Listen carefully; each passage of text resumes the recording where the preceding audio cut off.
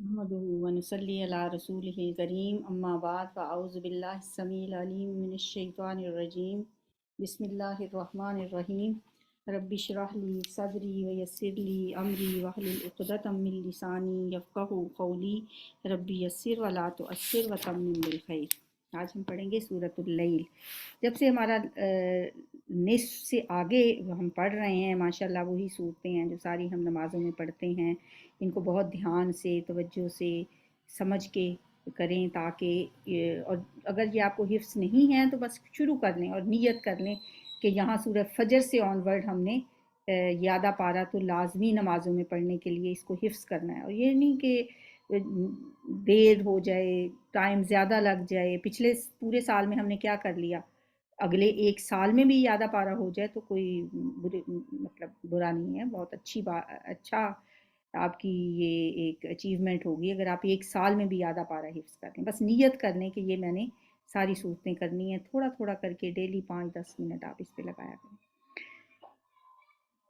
बिस्मिल्लाहिर्रहमानिर्रहीम वल्लैलि इज़ा यग़शा, कसम है रात की, इज़ा जब यग़शा वो छा जाती है। गशी के साथ इसको रिलेट करके मैंने आपको बताया था।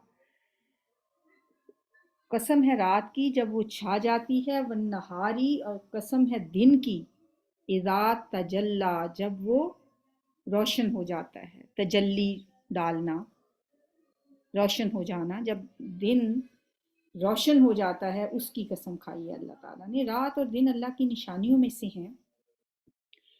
वमा खलक ज़कर वल उन्सा, और कसम है उसकी जिसने खलक ज़कर पैदा किया नर को, वल उन्सा और मादा को, जिसने नर और मादा पैदा किए उस ज़ात की कसम। ये कस्में खाकर अल्लाह ताला ने अगली जो बात की है वो इसका मुक़सम इलैह है। लेकिन आप देखें कि इन कस्मों के अंदर हमें तज़ादात नज़र आते हैं। यानी तज़ाद क्या कि कायनात के अंदर जो तज़ाद नज़र आता है, दरअसल पूरा कायनात का जो निज़ाम है ना वो उसका हिस्सा है। कायनात का जो निज़ाम है वो इन्हीं तज़ादात की वजह से चल रहा है। मसलन दिन है तो साथ रात है, ज़मीन है तो आसमान है, अंधेरा है तो रोशनी है। और एक जिन्स से ताल्लुक़ रखने वाली दो मुतज़ाद चीज़ें यानी नर और मादा जब मिलते हैं तो फितरत के तकाज़ों की तकमील होती है। और दुनिया का सारा निज़ाम ही दिन रात के बदलने की वजह से कायम है। और इस ज़मीन पे ज़िंदगी का वजूद, चाहे वो हैवानी ज़िंदगी हो या नबाताती ज़िंदगी हो, उसका वजूद इसी दिन और रात की गर्दिश की वजह से है। और नस्ल इंसानी का तसलसल भी नर और मादा के जिनसी तज़ाद की वजह से ही चल रहा है। तो यहाँ पे कस्में खा के अल्लाह ताला ने जो बात की है वो है इन्ना सायकुम लशत्ता, बेशक तुम्हारी कोशिशें भी मुख्तलिफ हैं। जैसे इन चीज़ों में तज़ाद पाया जाता है, जिस तरह ये दिन और रात और मर्द और औरत यानी नर और मादा, इनमें तज़ाद पाया जाता है, इसी तरह तुम्हारी जो कोशिशें हैं उनकी नौइयत भी मुख्तलिफ है। बाकी कायनात की तमाम चीज़ों के इख्तलाफ की तरह हर शख्स की मेहनत और हर शख्स की कोशिश जो है वो एक जैसी नहीं है। हर एक की नौइयत डिफरेंट है। ज़ाहिर है ज़िंदगी के शब रोज़ में हर शख्स मेहनत कर रहा है, मुशक्क़त कर रहा है, भाग दौड़ कर रहा है। जैसे कि हमने पीछे पढ़ा था लक़द ख़लक़नल इंसान फ़ी कबद, सूरह बलद में। बेशक हमने इंसान को पैदा ही मेहनत और मुशक्क़त में किया है। हर इंसान अपना ज़िंदगी गुजारने के लिए वो काम कर रहा है, वो मेहनत कर रहा है। कोई अपने किसी नज़रिए की सरबुलंदी के लिए दौड़ धूप कर रहा है तो भी वो मेहनत कर रहा है। और बाज़ औक़ात ये होता है कि इन कोशिशों से, इन मुशक्क़तों से एक शख्स जन्नत ख़रीद लेता है, काम वो भी करता है दिन रात, और दूसरा वो शख्स है जो मेहनत और मुशक्क़त तो करता है लेकिन वो दोज़ख का मुस्तहिक बन जाता है। इंसानी मेहनत में इस फ़र्क کی وضاحت نبی صلی اللہ علیہ وسلم نے بھی ایک حدیث سے کی. آپ نے فرمایا ہر شخص روزانہ اس حال میں صبح کرتا ہے کہ اپنی جان کا سودا کرتا ہے، پھر یا تو وہ اسے آزاد کرا لیتا ہے یا اسے تباہ کر بیٹھتا ہے. یعنی کوئی شخص اپنی جسمانی قوت کا سودا کرتا ہے، کوئی شخص اپنی ذہنی صلاحیت کا سودا کرتا ہے، کوئی اپنی مہارت بیچتا ہے، کوئی اپنا وقت بیچتا ہے. اپنے اپنے طریقے اور اپنے اپنے انداز سے ہر شخص دن بھر خود کو بیچتا ہے. جو بھی شخص گھر سے نکلتا ہے جاب کے لیے، وہ اپنا لگاتا ہے نا، اپنی صلاحیتیں لگاتا ہے، اپنا ذہن لگاتا ہے، اپنی جسمانی قوت لگاتا ہے. ایک مزدور ہے تو وہ سارا دن اپنی جسمانی قوت لگاتا ہے، ایک انجینئر ہے تو وہ اپنا ذہنی صلاحیتیں لگاتا ہے.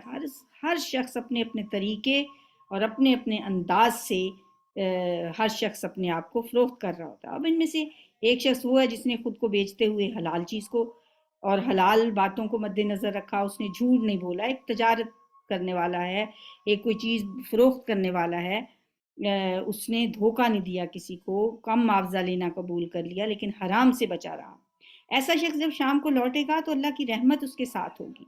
جبکہ ایک دوسرا شخص ہے جو سارا دن محنت اس نے بھی ویسی کی لیکن اس نے حلال حرام کی کوئی تمیز نہیں رکھی، اس سے بے نیاز ہو کر اس نے غلط بیانی کر کے، لوگوں کو دھوکہ دے کے، ناپ تول میں کمی کر کے اور غلط چیزیں قسمیں کھا کے فروخت کر کے، اب یہ شخص جب شام کو گھر آئے گا تو جہنم کا مستحق بن کے آئے گا، جہنم کے انگاروں کی گٹھڑی اٹھا کر لائے گا.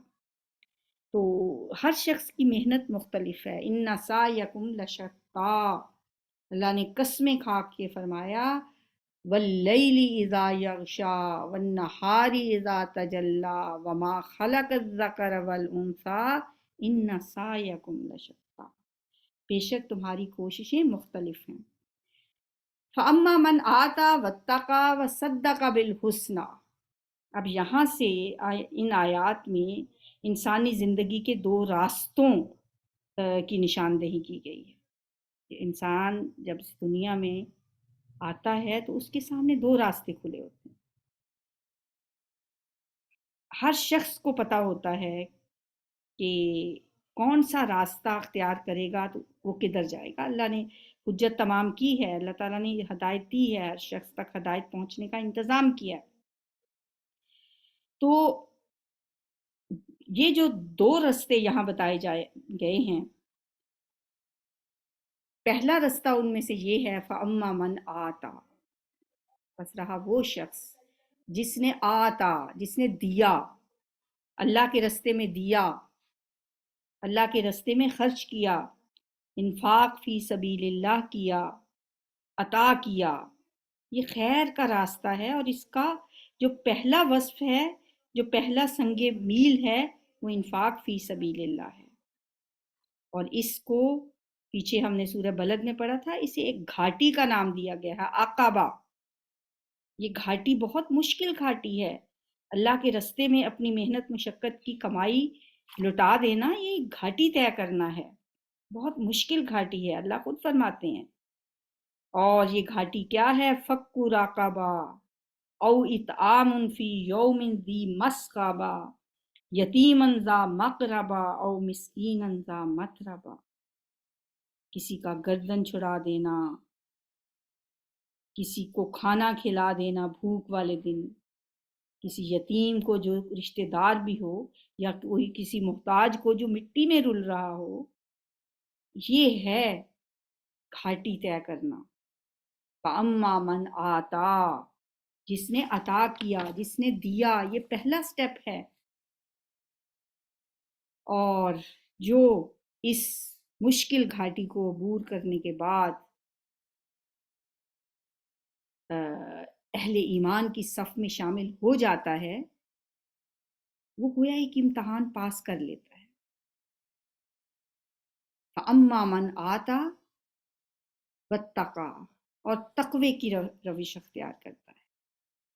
تقوی ہر وقت ڈرتے رہنا، پھونک پھونک کے قدم رکھنا، اللہ کی نافرمانی سے ڈرنا، ہر لمحہ برائیوں کی خاردار جھاڑیوں سے اپنا دامن بچانے کی فکر کرنا، مسلسل کوشش کرتے رہنا کہ میں کسی کا دل نہ دکھاؤں، کسی کا حق نہ ماروں. یہ تبھی ممکن ہے نا جب انسان کے اندر اس کی اخلاقی حص زندہ ہو. اللہ نے دونوں چیزیں ڈالی ہیں، فَأَلْهَمَهَا فُجُورَهَا وَتَقْوَاهَا، فسق و فجور بھی ہے اور تقوی بھی ہے. لیکن جس نے اپنے اس تقوی والی جو حص ہے اس کو زندہ رکھا، پھر وہ کسی اور سے نہیں ڈرتا. وَاتَّقَا، اس کے دل میں صرف اللہ کا خوف ہوتا ہے. تیسری خوبی وَصَدَّقَ بِالْحُسْنَى، اور اس نے اچھی بات کی تصدیق کی. یہ خیر کے راستے کی تیسری شرط ہے، اور اس کا تقاضا ہے کہ جب حق کی کوئی بات انسان کے سامنے آئے اور اس کا دل گواہی دے دے کہ یہ بات حق ہے، تو پھر وہ سوچے نہیں، فوراً اس کی تصدیق کر دے، جیسے کہ حضرت ابوبکر صدیق نے کی تھی. بغیر حیل و حجت کے فوراً ایکسیپٹ کر لیا. ایسا شخص تصدق بالحسنی، بھلائی کی، سچائی کی، خیر کی تصدیق کرنے والا جو شخص ہوتا ہے وہ پھر نتائج کی پرواہ نہیں کرتا، وہ پھر نفع نقصان نہیں دیکھتا اور نہ ہی اپنی انا کو آنے دیتا ہے، فوراً وہ مان لیتا ہے. صدق بالحسنی، یہ تین خصوصیات جس کے اندر پائی جائیں، ہم اپنے آپ کو ٹٹول کے دیکھیں کیا میرے اندر یہ خصوصیات ہیں؟ کیا میں اللہ کی رضا کے لیے سب کچھ لٹانے کے لیے تیار ہو جاتی ہوں؟ فَأَمَّا مَنْ آتَى وَاتَّقَى، کیا میں پھونک پھونک کے قدم رکھتی ہوں؟ کیا اللہ کا خوف ہر وقت میرے دامن گیر رہتا ہے؟ کیا کوئی بھی برائی کرنے کے لیے، یہ نہیں، ایسا تو نہیں ہے کہ ہمیں برائی اور اچھائی کی تمیز نہیں ہے، اچھائی اور برائی کا پتہ ہوتا ہے، ہم بے دریغ برائی کرتے چلے جاتے ہیں، نمازیں قضا کر رہے ہوتے ہیں، لوگوں کا دل دکھا رہے ہوتے ہیں، جھوٹ بول رہے ہوتے ہیں، غیبت کر رہے ہوتے ہیں. لیکن جو تقوی والا ہے نا وہ ایسا نہیں کرتا. وصدق بالحسنی، اور اچھی بات کی تصدیق کرتا ہے فوراً. جو ایسا کرے گا فَسَنُيَسِّرُهُ لِلْيُسْرَى، تو ہم اس کو آہستہ آہستہ منزل تک پہنچا دیں گے، یعنی جنت تک پہنچا دیں گے. یسر یسر، تسییر ہوتا ہے آسانی کرنا، جیسے ہم دعا بھی مانگتے ہیں ربی یسر ولا تعسر. ایک ہوتی ہے یسرت، ایک اسرت. یہ یسرت نہیں ہے، یہ سوری اسرت نہیں ہے، یسرت ہے. یسرت ہوتا ہے آسانی، نام بھی لوگ رکھتے ہیں یسرت. فَسَنُيَسِّرُهُ، پس ہم آسان کر دیں گے اس کے لیے، ہم عنقریب سہولت دیں گے اسے، لِلْيُسْرَى، آسان راستے کی طرف. سورۃ الاعلیٰ میں بھی ہم نے پڑھا وَنُيَسِّرُكَ لِلْيُسْرَى، ہم آہستہ آہستہ پہنچائیں گے آپ کو آسان منزل تک. تو دوسری، اب اس سے اپوزٹ، جیسے شروع میں متضاد قسمیں بھی کھائی گئی ہیں نا، یہاں پہ بھی دو متضاد راستے بتائے گئے ہیں. اب یہ جو دوسری طرح کے لوگ ہیں اس کے مقابلے میں جو دوسرا راستہ ہے، اس کے بھی آگے تین اس کے سنگ میل بتائے گئے. پہلی تین خصوصیات کی اگر ہم ترتیب کو ذہن میں رکھیں تو اگلی تین خصوصیات جو ہیں ان میں سے ہر ایک کا دوسرے کے ساتھ ایک لنک بنتا ہے. پہلی کیا تھی؟ پیچھے جا کے دیکھتے ہیں. اما من آتا، جس نے دیا، دینے والا، سخی ہے وہ. اور یہاں کیا ہے پہلی؟ وَأَمَّا مَن بَخِلَ، اور رہا وہ جس نے بخل کیا، دینے کے مقابلے میں بخل کیا،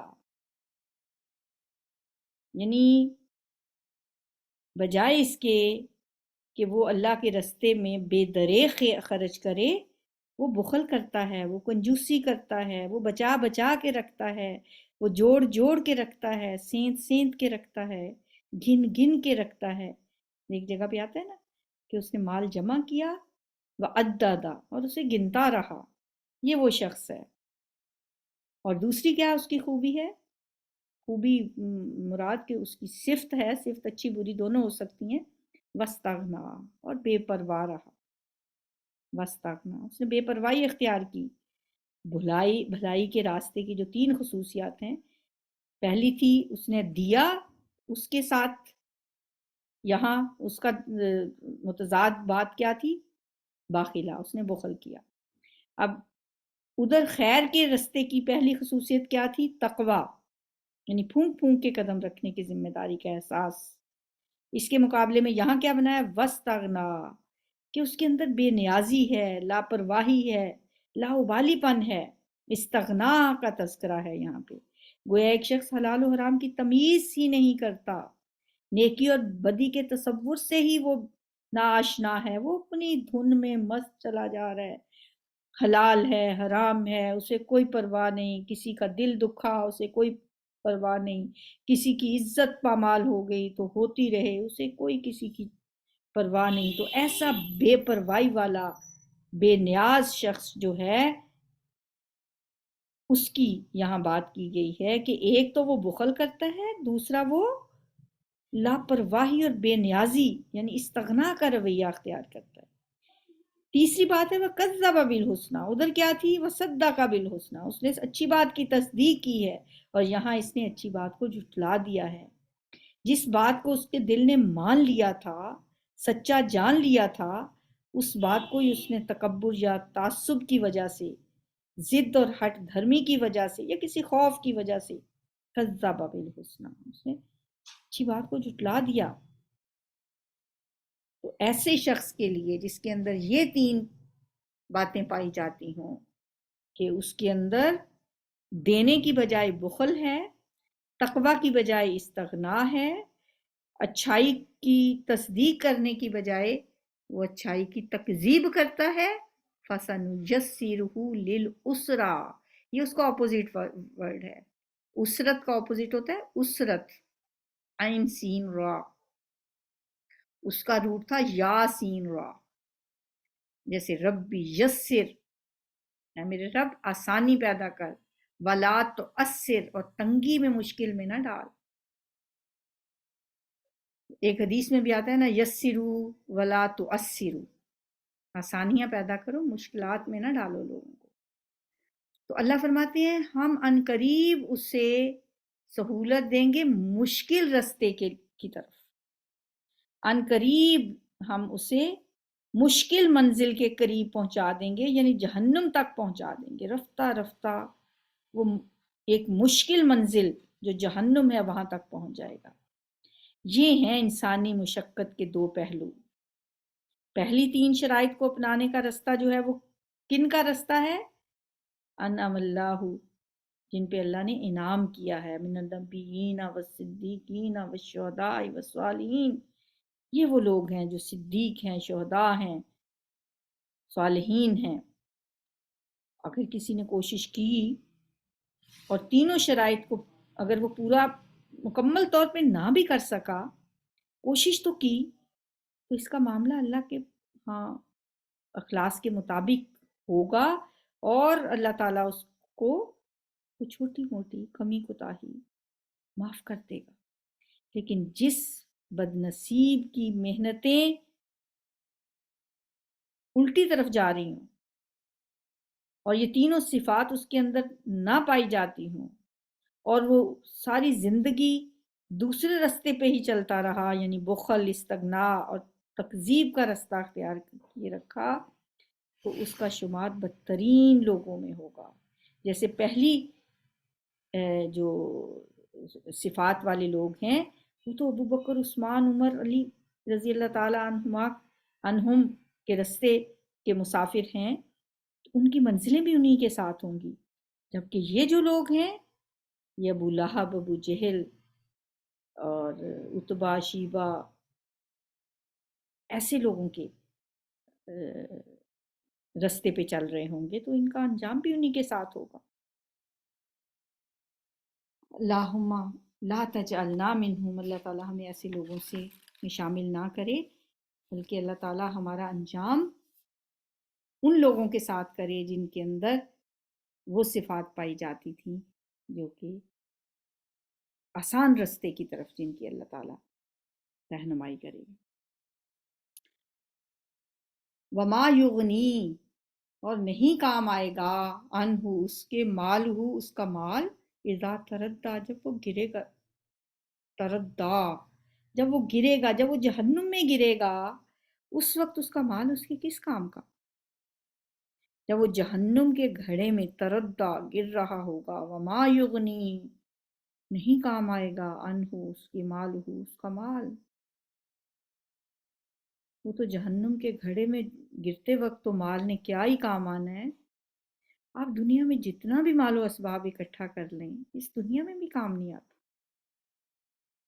ظاہر ہے مال تو وہی ہے انسان کا جو اس نے کھا لیا، جو اس نے پہن لیا، جو استعمال کر لیا، باقی تو اس کا ہے ہی نہیں، تو وارثوں کا مال ہے۔ انسان ایسے ہی کہتا رہتا ہے مالی مالی، میرا مال، یہ مال اس کا نہیں ہوتا۔ اب آپ خود ہی سوچ لیں کہ آپ اپنی زندگی میں کتنا مال استعمال کر سکتے ہیں، کسی کام نہیں آتا یہ۔ مجھے اکثر وہ یاد آتا ہے جب بے نظیر کا ایکسیڈنٹ تھا، وہ ایکسیڈنٹ کیا تھا جب اس پہ مرڈر ہوا تھا، قریب ترین جو ہاسپٹل تھا، بے نظیر ہاسپٹل، اب تو اس کا نام ہے، اس وقت اس کو سینٹرل ہاسپٹل کہا جاتا تھا، عام لوگوں کا، غریب غربا کا وہ ہاسپٹل تھا۔ کبھی اس نے سوچا بھی نہیں ہوگا کہ مجھے کبھی اس ہاسپٹل سے بھی علاج کرانا پڑے گا، کبھی تصور بھی نہیں یہ لوگ تو کر سکتے کہ ان ہاسپٹل سے جا کے یہ علاج کروائیں گے۔ ساری جو لوگ ہیں اس طرح کے، وہ سب اپنے علاج کے لیے بڑے بڑے ملکوں کے بڑے بڑے ہاسپٹلس کو پہلے سے انہوں نے وہاں پہ بک کروائے ہوئے ہوتے ہیں، لیکن اس دن اس نے کبھی سوچا بھی نہیں ہوگا کہ میں ایک عام ٹوٹے پھوٹے سے اسٹریچر کے اوپر سینٹر ہاسپٹل میں میرے آخری لمحات گزریں گے۔ اس وقت وہ اربوں خربوں کی دولت کس کام آئی؟ کسی کے کام نہیں۔ اس وقت موقع ہی نہیں تھا کہ کہیں ایسی جگہ پہ لے جا کے علاج کروایا جا سکے۔ تو یہ تو ایک مثال ہے، بے شمار مثالیں ہیں کہ اس دنیا میں یہ مال کام نہیں انسان کے آتا، انسان ایڑیاں رگڑ رہا ہوتا ہے موت کے وقت، لیکن یہ مال اسے نہیں بچا سکتا۔ تو یہاں اللہ فرماتے ہیں جہنم میں جب گر رہا ہوگا، جہنم کے گھڑے میں جب گرے گا، تو یہ مال اس کے کس کام آئے گا؟ وما یغنی عنہ مالہ اذا تردی ان علینا للہدی۔ اے لوگو، ہمارے ذمے ہے ہدایت دینا، بڑی امپورٹنٹ بات ہے یہ، اللہ کی ذمہ داری ہے راستہ دکھانا، ہدایت دینا۔ اور ہدایت سے مراد وہ ہدایت بھی ہے جو پچھلے ایک دو لیسنز میں نے آپ کو بتایا تھا کہ جبلی ہدایت ہوتی ہے، وہ بھی اللہ تعالیٰ نے ہمارے اندر رکھی ہے، ایک اخلاقی حس بھی الہام کر دی ہے، فَأَلْهَمَهَا فُجُورَهَا وَتَقْوَاهَا، اور اس کے اندر اپنی روح بھی پھونکی ہے جو اللہ کی معرفت اور محبت کی امین ہے۔ اور پھر اس ہدایت کی تکمیل کے لیے اس نے دنیا میں پیغمبر بھیجے۔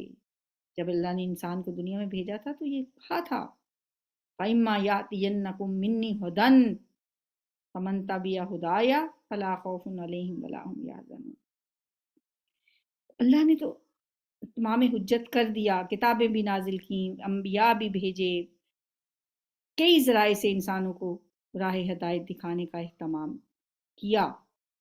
ان علینا للہدی وان لنا للآخرۃ والأولی، اور بے شک ہمارے ہی اختیار میں ہے دنیا بھی اور آخرت بھی۔ ظاہر ہے آخرت میں اللہ ہی کا فیصلہ، حتمی فیصلہ ہوگا، کون ناکام ہے کون کامیاب ہوا، یہ فیصلہ اللہ ہی نے کرنا ہے، اور دنیا میں بھی اللہ ہی فیصلے کرتا ہے کون سی قوم اور کون سا شخص اب اس دنیا پہ بوجھ بن رہا ہے، اب اس زمین کو اس سے آزاد کرانا ہے، یہ فیصلے بھی اللہ ہی کرتا ہے۔ سورہ شمس میں ہم نے پڑھا فَدَمْدَمَ عَلَيْهِمْ رَبُّهُمْ بِذَنبِهِمْ فَسَوَّاهَا، جب اللہ نے دیکھا تو الٹ دیا ان پر عذاب، ان کے رب نے ان کے گناہوں کی پاداش میں، اور سب کو برابر کر دیا۔ فَأَنذَرْتُكُمْ، تو میں نے ڈرا دیا ہے تمہیں، فَأَنذَرْتُكُمْ، انذرتو میں نے ڈرا دیا ہے، کس سے ڈرا دیا؟ نارن تلظا، بھڑکتی ہوئی آگ سے، بھڑکتی ہوئی آگ جہنم تو انسان کے انتظار میں ہے، وہ تو گھات میں ہے، وہ آگ جو نزاعۃ للشوا، وہ کلیجوں کو کھینچ لینے والی آگ، تدعو من ادبر وتولا، وہ پکارے گی ہر اس شخص کو جس نے پیٹھ موڑ لی اور رخ پھیر لیا تھا۔ فانذرتکم نارا تلظی، میں نے ڈرا دیا ہے تمہیں ایسی آگ سے جو بھڑک رہی ہے، لا یصلاھا، نہیں داخل ہوگا اس میں، الا الاشقی، مگر بڑا بدبخت، شقی القلب، الذی کذب وتولا، جس نے جھٹلایا اور منہ موڑا۔ ظاہر ہے اس سے بڑا بدبخت کون ہو سکتا ہے جو نبی صلی اللہ علیہ وآلہ وسلم کی موجودگی میں جہنم کا انتخاب کرتا ہے۔ اس سے بڑا بد نصیب کون ہو سکتا ہے کہ جس نے آخری رسول کو اپنی آنکھوں سے دیکھا اور پھر بھی وہ جہنم کا مستحق بن گیا۔ دیکھیں نا، اگر کوئی شخص اندھیرے میں یا کم روشنی میں ٹھوکریں کھا رہا ہے تو کچھ جواز بنتا ہے، لیکن اگر کوئی شخص دن کی روشنی میں راستہ نہ پہچان سکے تو اس کے لیے تو خود ہی ذمہ دار ہے نا پھر۔ الذی کذب وتولا، جس نے جھٹلایا اور منہ پھیر لیا۔ وَسَيُجَنَّبُهَا الْأَتْقَى، اور ان قریب بچا لیا جائے گا، دور رکھا جائے گا اس سے، اتقا، وہ جو بڑا پرہیزگار ہے۔ مفسرین کہتے ہیں اس سے مراد حضرت ابوبکر صدیق ہیں۔ الذی یؤتی مالہ یتزکیٰ، وہ جو دیتا ہے اپنا مال تزکیہ کے لیے، یتزکیٰ، تاکہ وہ پاک ہو جائے۔ تصدیق بالحسنہ کے حوالے سے حضرت ابوبکر صدیق کے بارے میں نبی صلی اللہ علیہ وسلم کا خود فرمان ہے کہ میں نے جس کسی کو بھی دعوت دی اس نے کچھ نہ کچھ توقف ضرور کیا، سوائے ابوبکر صدیق۔ ان کے سامنے جب میں نے اپنی نبوت کا ذکر کیا تو وہ فوراً مجھ پہ ایمان لے آئے۔ ان کے تقویٰ کا یہ عالم تھا کہ زمانہ جاہلیت میں بھی آپ توحید پہ کاربند تھے، اور اللہ کے رستے میں خرچ کرنے میں تو آپ کا کوئی ثانی تھا ہی نہیں۔ کئی خاندانوں کی کفالت اپنے ذمہ لے رکھی تھی، غلاموں کو آزاد کرنا۔ غزوہ تبوک کے موقع پہ آپ نے پورے کا پورا اثاثہ لا کے آپ کے قدموں میں ڈھیر کر دیا تھا۔ تو یہ جو تینوں کوالٹیز ہیں یہ آپ کی ذات میں مکمل طور پہ پائی جاتی ہیں۔ واحد وہ شخصیت ہیں حضرت ابوبکر صدیق جن کے اندر یہ سب باتیں پائی جاتی ہیں، وہ تینوں کوالٹیز،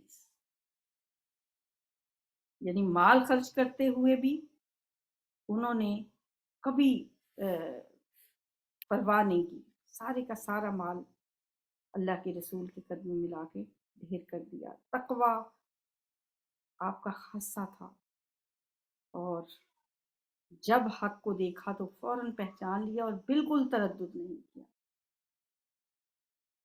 الذی یؤتی مالہ یتزکیٰ، وہ جو دیتا ہے اپنا مال تاکہ وہ پاک ہو جائے۔ حضرت ابوبکر صدیق نے جب مال خرچ کرتے ہوئے حضرت بلال کو آزاد کیا تو امیہ بن خلف کو منہ مانگی قیمت ادا کی، جتنی مانگی ساری کی، وہ خود بھی حیران رہ گیا، اس نے سوچا بھی نہیں تھا کہ اتنی رقم ادا کر دیں گے مجھے یہ ایک حبشی غلام کے لیے۔ اور جب حالانکہ ان کے والد جو حضرت ابو قحافہ تھے اس وقت تک مسلمان نہیں ہوئے تھے، فتح مکہ کے بعد مسلمان ہوئے، انہوں نے گلہ بھی کیا آپ سے، انہوں نے کہا کہ اتنی بڑی رقم تم اگر کسی طاقتور غلام کو آزاد کرنے میں خرچ کرتے تو بعد میں وہ ہمارے کام بھی آتا۔ تم ایسے لوگوں کو آزاد کرتے ہو جو اتنے لاغر ہوتے ہیں کہ ہم ان سے کوئی کام بھی نہیں لے سکتے۔ تو اس پہ انہوں نے کہا کہ مجھے تو کچھ بھی نہیں چاہیے، مجھے ان سے کوئی کام نہیں لینا، مجھے تو بس اپنے رب کو راضی کرنا ہے۔ یہی بات اللہ نے یہاں فرمائی، وَمَا لِأَحَدٍ عِندَهُ مِن نِعْمَةٍ، اور اس کے ذمے کسی کا احسان نہیں ہے، وَمَا لِأَحَدٍ، اور نہیں ہے کسی ایک کا، عِندَهُ اس کے پاس، من نعمتٍ کوئی احسان، جس کا وہ بدلہ چکا رہا ہو، تو جزا، اس کا وہ بدلہ چکا دیا جائے۔ وہ اس لیے تو نہیں غلام آزاد کرتے، وہ اس لیے تو نہیں خرچ کرتے کہ کوئی اس سے انہوں نے فائدہ اٹھانا ہے. الا ابتغاء وجہ ربہ الاعلی، مگر اپنے چاہنے کے لیے چہرہ اپنے رب اعلیٰ کا. ابتغاء کا مطلب ہوتا ہے چاہنا. وجہ ربہ الاعلی، اپنے رب اعلیٰ کا چہرہ یا اپنے رب اعلیٰ کی رضا چاہتے ہیں وہ تو. وَلَسَوْفَ يَرْضَىٰ، اور ان قریب وہ راضی بھی ہو جائے گا. سبحان اللہ. اللہ تعالیٰ ہمارے اندر بھی ایسی صفات پیدا کرے. چلیں جی جلدی سے ایک دعا رہ گئی تھی، صبح شام کی دعائیں الحمدللہ اس دعا کے ساتھ ہی ہماری مکمل ہو جائیں گی. جلدی سے پڑھ لیتے ہیں، ترجمہ اتنا مشکل نہیں ہے. اللہم، اے اللہ، انت ربی، تو میرا رب ہے.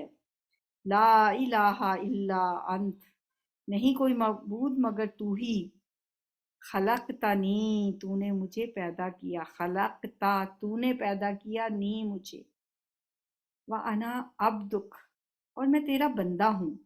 یہاں پہ آماتو بھی کہ ہم کہہ سکتے ہیں، جیسے انا عبدو کا وہاں ہم کہہ سکتے ہیں انا آماتو کا، میں تیری بندی ہوں، یہ بھی کہہ لے، کوئی حرج نہیں ہے. وَأَنَا عَلَىٰ عَهْدِكَ، اور میں ہوں اوپر تیرے عہد کے، وَوَعْدِكَ، اور تیرے وعدے کے. اللہ میں تیرے عہد اور تیرے وعدے پہ قائم ہوں. اے اللہ تو میرا رب ہے، تیرے سوا کوئی معبود نہیں، تو نے مجھے پیدا کیا، میں تیرا بندہ ہوں اور میں تیرے عہد اور وعدے پہ قائم ہوں. مستطاعت، جتنی میرے اندر استطاعت ہے، جتنا میں کر سکتا ہوں.